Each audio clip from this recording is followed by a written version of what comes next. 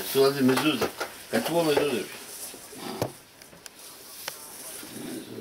כן? על קלף שמעובד בהפוצים.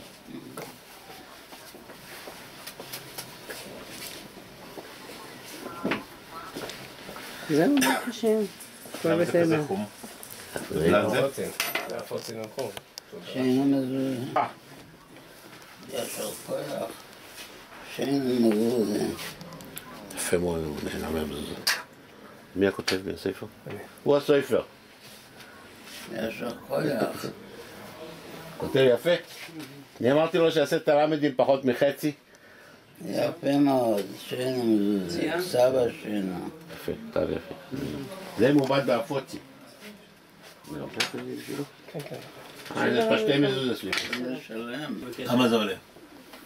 דיברנו פה על זה. תשמור את זה.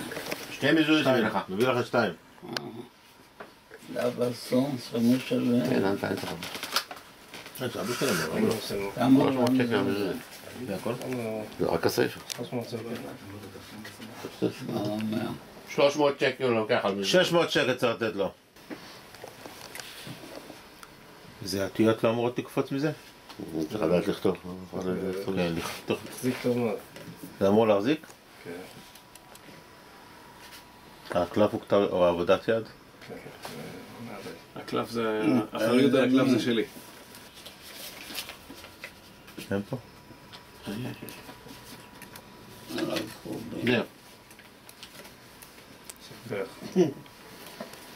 מצווה לבצור.